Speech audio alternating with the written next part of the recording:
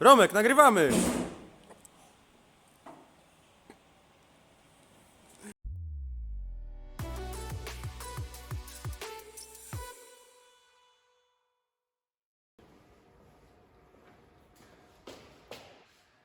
W dzisiejszym odcinku opowiem Wam trochę o olejach. A może nie ogólnie o olejach, ale o jednym z olejów. Jest to olej 811 z firmy Heidelberg Coatings. Jest to twardy olej do natrysku, co do zasady. Ale pokażemy Wam dzisiaj, jak można go stosować w dwojaki sposób.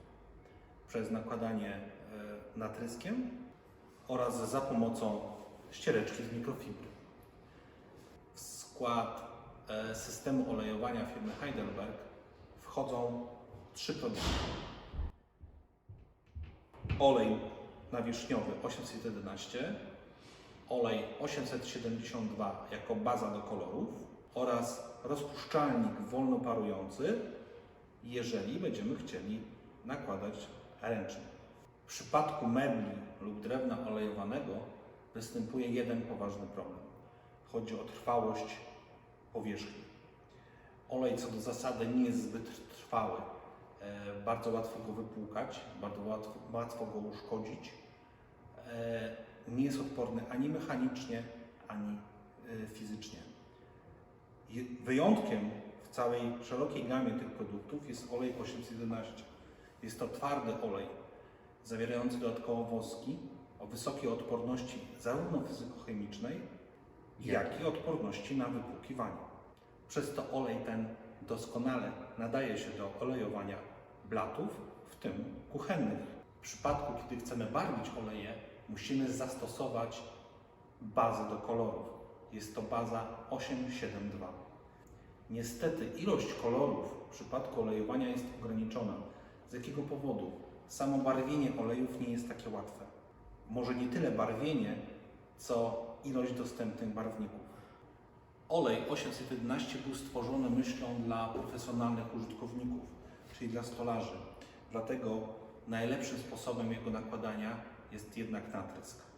Jednakże mogą go używać także osoby, które chciałyby go nanosić ręcznie. Co prawda w przypadku dużych elementów, bardzo dużych elementów, on może się okazać zbyt szybki. Dlatego w takim przypadku powinniśmy go lekko rozcieńczyć rozcieńczalnikiem, który opóźni jego odparowywanie, co pomoże nam równomiernie rozłożyć ten olej na dużych powierzchniach. W przypadku mniejszych powierzchni lub jakiś komód, który chcemy odnowić, nie będzie problemu z tym odparowywaniem.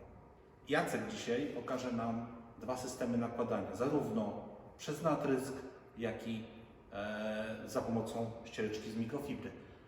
Mam nadzieję, że ten filmik pomoże Wam zrozumieć zasadę nakładania tych olejów. W pierwszej kolejności pokażemy aplikację oleju za pomocą ściereczki z mikrofibry na 3 różnych elementów z różnego rodzaju drewna. Tutaj bardzo ważna uwaga. Olej ten posiada certyfikat zgodności z normą EN 71-3, czyli można nim olejować meble dla dzieci.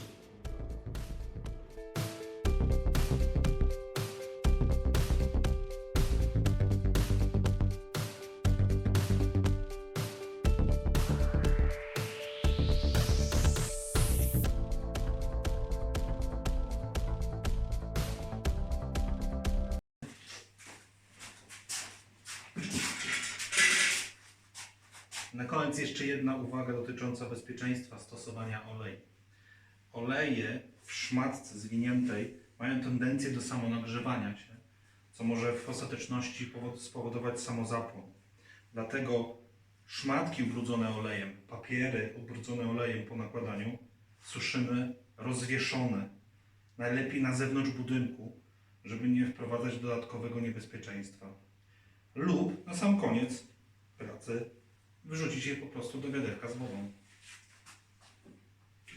Drugim sposobem aplikacji oleju 811 jest pistolet pneumatyczny.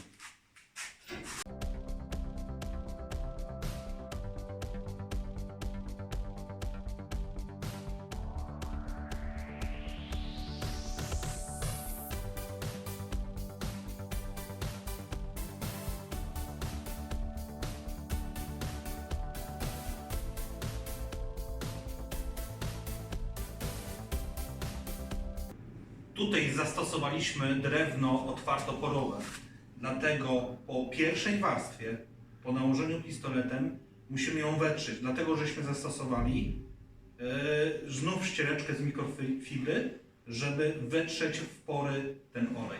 W przypadku drewna zamkniętoporowego ta czynność nie jest niezbędna.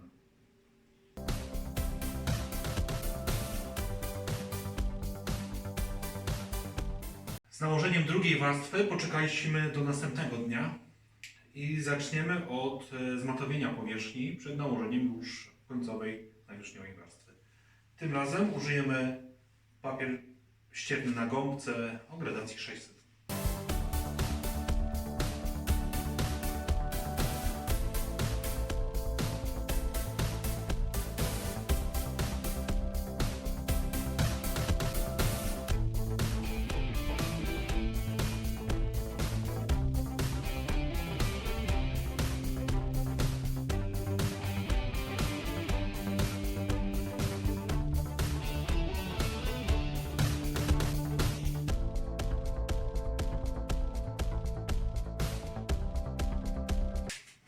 Jeszcze jedna uwaga co do koloru oleju.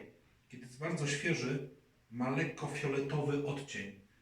Kiedy już trochę postoi, robi się trochę bardziej brązowy, co w ogóle nie ma wpływu na ostateczny kolor i wybarwienie.